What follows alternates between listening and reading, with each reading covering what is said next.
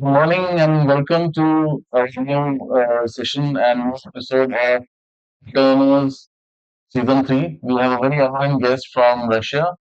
Uh, Mr. Akashdeep ji is in Russia for last 30 years. I will not call him a veteran, but experience of 30 years being in textiles, having his own line, and very strong in supporting India and Russia trade relationships. So welcome, Akashi, on our episode. Thank you, Ramanji. It's a pleasure being with you. So we would like to know a little more what I know, and there are all audience also wants to know what Rajneet and IAC is. So Yeah, please. like you said, I've been in Russia for last 30 years, and when I went to Russia, it was a very different country with a different set of problems. And over these years, I've seen Russia evolve and grow fantastically. As far as I'm concerned, my journey has been with our own textile mill in Tarapur, which belongs to our family, Angatpal. And we were among the first people to export fabric from India to Russia. And I kind of diversified in other businesses as well, but it has always been my core business and promote has been promoting Indian textiles and building the brand India for textiles in Russia. IBC started a few years ago. It is a very relatively young organization. It is the organization of the businesses, for the businesses, and by the businesses. The idea is to build a bridge between India and Russia, wherein businesses find it easy and simple to interact with their Russian counterparts and vice versa. So we are a group of businessmen who help the government, who help the businesses in building this bridge between the two countries. And so far, we've been very successful. We've been doing phenomenally well. We've been collaborating with a lot of organizations in India and Russia as well. Uh, Mr. Akash, a very straight question. What we see Russia as Indian supplier or Indian MSME or large format players, Russia has never been a very growing state as compared to US and Europe. So what is lacking?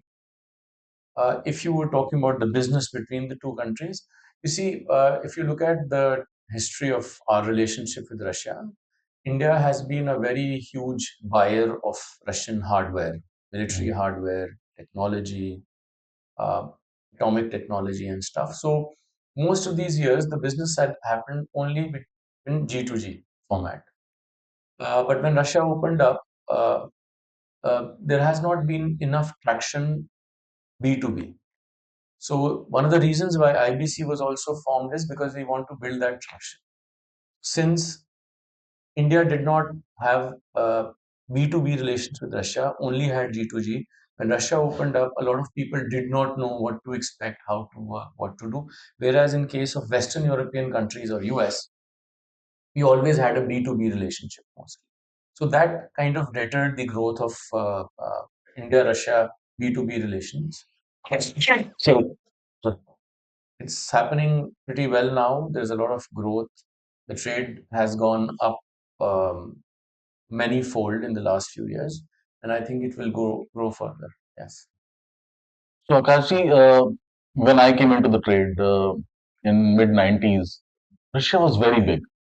I think most of the garment exporters, most of the manufacturers, they were doing great business with Russia.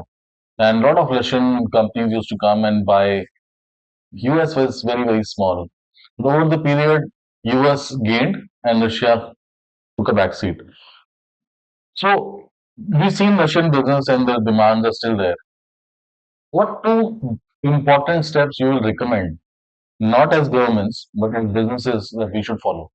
Yeah, I think Russia has been growing phenomenally well, and we see, unfortunately, the Indian trade has lost a lot of share to specifically China, Turkey, Bangladesh. So, two major areas where we should work is one, we should have more interactions, we should travel more, we should visit each other more, because the environment right now is very conducive of having business with Russia. And the second thing is that we should work more on innovation, more specializations. We should focus on areas where we are very good. and we should improve them further, take their feedback, and work on it. Mm. So I would say the two phrases here catch would be exposure travel and specialization, innovation, right? In last few years, since Russia has really opened up, and I think we've been seeing each other in BRICS summit also, where most of the countries in BRICS really wanted to collaborate. So, do you think BRICS is one platform which can bring these two countries into one place? And do you think any BRICS initiative can do in India, Russia together, or something of that sort, which can add value to it? Definitely, I think the idea of BRICS is a brilliant idea. I do not, I cannot say confidently whether the execution has happened phenomenally well, but as an idea, it is an amazing idea, and it is gaining traction also, as we all know. And it brings together major economies, major markets, major land masses together.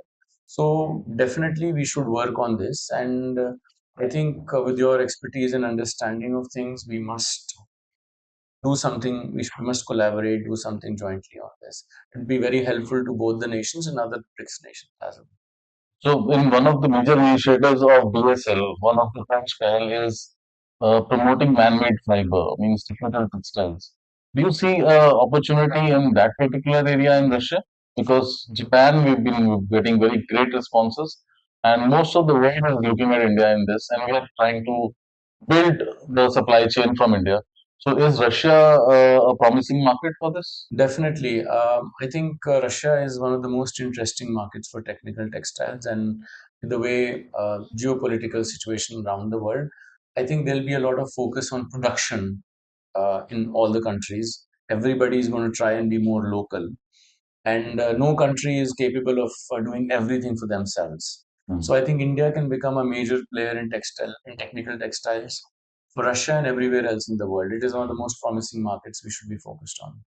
So, as a layman, if I don't do a lot of browsing, one word always comes into the mind is Russian mafia is very strong, Mhm. and they really influence the businesses. Is it true, or it is there, or it is only a rumor? It is. See, back in the 90s when Russia was going through a transition, that time definitely there was some sort of criminal element there which was involved in businesses.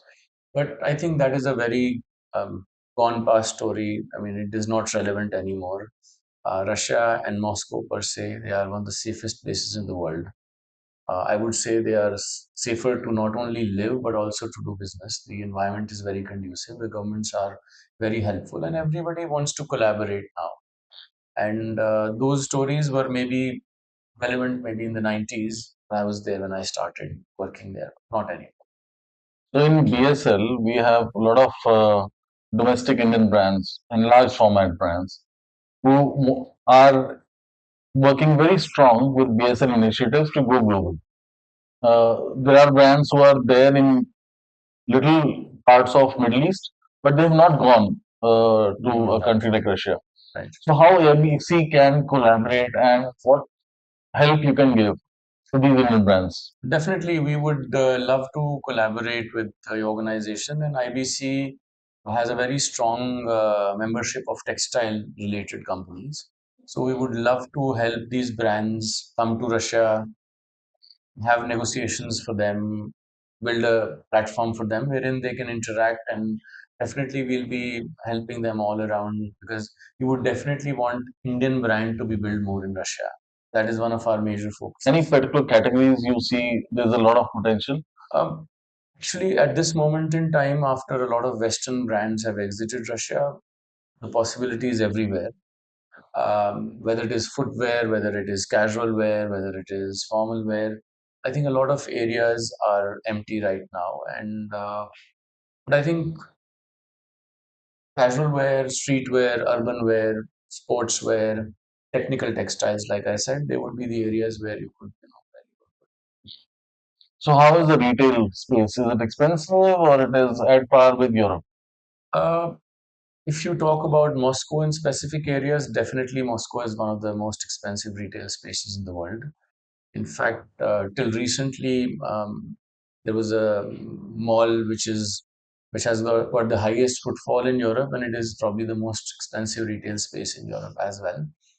But right now, I think the environment is very conducive of retail, and a lot of retail spaces are offering options for people to come experiment, try.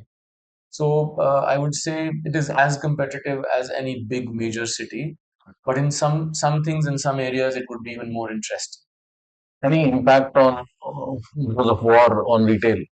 Yes, retail spaces are emptier because of brands exiting out of there.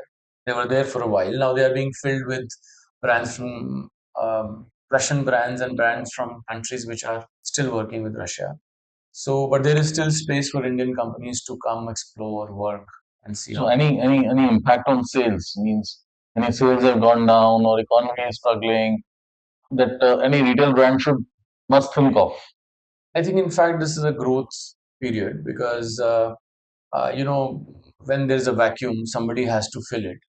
And if you look at the statistics, even after the war, Russia has done, statistically speaking, much better than expected. So, if you were, people were saying that Russia is going to have a negative growth of 5%, 10%. So it has not been like that. Russia has had either zero growth or, in fact, positive growth. Right. So definitely, it is good for the economy. It is good for production. It is good for new players to come in. The world is changing, and so we should, also try and take a piece of that cake as India. Any important message you want to give it to our organization or any guidelines or anything you want to say to our organization, which is BSL? I think it's high time India went global and seriously global. Our governments are trying very hard to make an impact, and they are making impact. India is not the India it used to be 20 years ago. We are a great economy. We have a lot of intellectual space. We have a lot of innovation. So we should maybe think outside of India and try and see those areas where we still need to make an impact. Russia is one of those spaces where we can grow phenomenally well. Thank you, Kashi, for your short and crisp information and guidance. I think this is going to give a good impact to all our members and to industry as a large. Thank you, Thank you, Praveen. Very Kashi. lovely meeting. Thank you.